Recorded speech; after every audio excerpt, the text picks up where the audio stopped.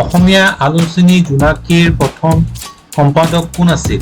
ক চন্দ্ৰকুমাৰ আগৰৱালা, খ হেমচন্দ্ৰ গোস্বামী, গ লক্ষীনাথ বেজবৰুৱা, ঘ কৃষ্ণপ্ৰসাদ দুৱৰা। 5 ছেকেণ্ড সময় দিয়া হ'ল। ইয়াৰ শুদ্ধ উত্তৰটো হ'ল চন্দ্ৰকুমাৰ আগৰৱালা।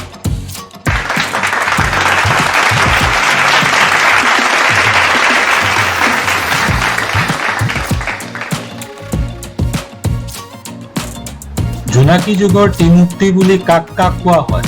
ইয়াত 4টা অপশ্যন আছে। 4টা অপশ্যনৰ ভিতৰত কোনটো শুদ্ধ আমি বাছি উলিয়াব লাগে। 5 ছেকেণ্ড সময় দিয়া হ'ল।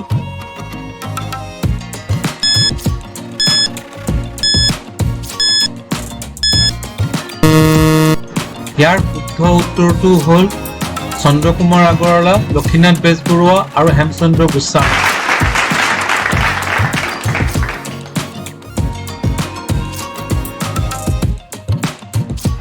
বিজুলী কাকতখন কোন চনত প্ৰকাশ পাইছিল? ক 1890 চন, খ 1907 চন, গ 1909 চন, ঘ 1929 চন। 5 ছেকেণ্ড সময় দিয়া হ'ল।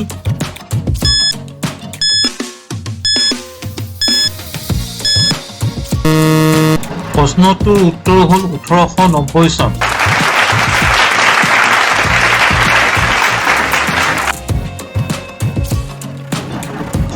বিজুলী কাকতখনৰ প্ৰথম সম্পাদক কোন আছিল? ক কৃষ্ণপ্ৰসাদ দুৱৰা, খ চন্দ্ৰকুমাৰ আগৰৱালা, গ হেমচন্দ্ৰ গোস্বামী, ঘ পদ্মনাথ গোহাঁই বৰুৱা। তোমালোকক 5 ছেকেণ্ড সময় দিয়া হ'ল।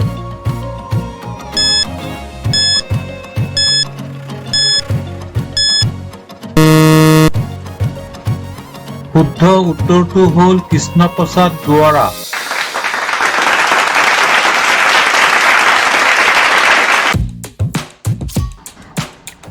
উষা আলোচনীখন কেতিয়া প্ৰকাশিত হৈছিল?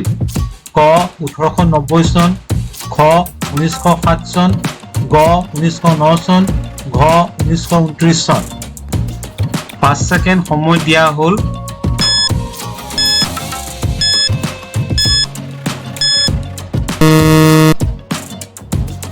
« 1907 চনত।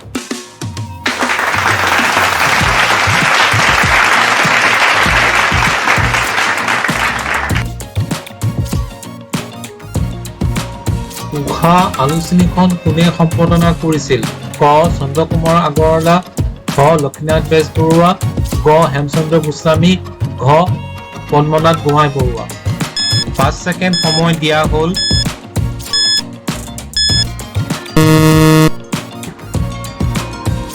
শুদ্ধ উত্তৰটো হ'ল পদ্মনাথ গোহাঁই বৰুৱা।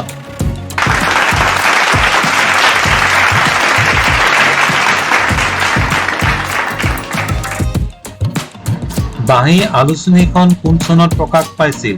ক জানুৱাৰী মাহত, খ ফেব্ৰুৱাৰী মাহত, গ নৱেম্বৰ মাহত, ঘ ডিচেম্বৰ মাহত। 5 ছেকেণ্ড সময় দিয়া হ'ল। «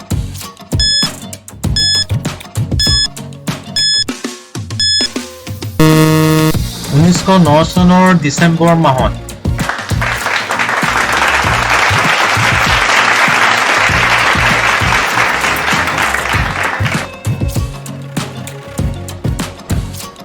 বাঁহী আলোচনীখন কোনে সম্পাদনা কৰিছিল? ক চন্দ্ৰকুমাৰ আগৰৱালা, খ লক্ষীনাথ বেজবৰুৱা, গ হেমচন্দ্ৰ গোস্বামী, ঘ পদ্মনাথ গোহাঁই বৰুৱা। 5 ছেকেণ্ড সময় দিয়া হ'ল।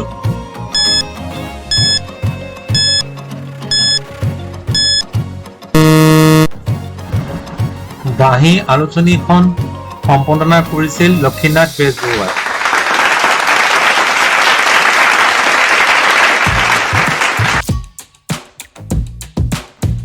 আবাহন কাকতখন কোন চনত প্ৰকাশ পাইছিল? ক 1890 চন, খ 1907 চন, গ 1909 চন, ঘ 1929 চন। 5 ছেকেণ্ড সময় দিয়া হ'ল।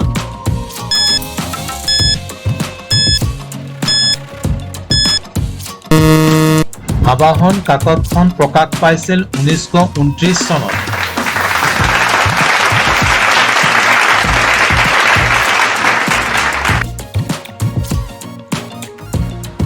আবাহন কাকতখন ক'ৰ পৰা ওলাইছিল? ক গুৱাহাটী, খ যোৰহাট, গ ডিব্ৰুগড়, ঘ কলকাতা। 5 ছেকেণ্ড সময় দিয়া হ'ল।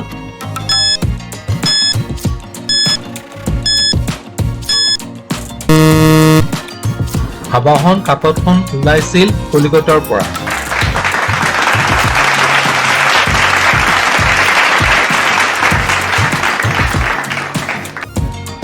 বন্ধু-বান্ধৱীসকল, ভিডিঅ'টো চাই কেনে পালে জনাব।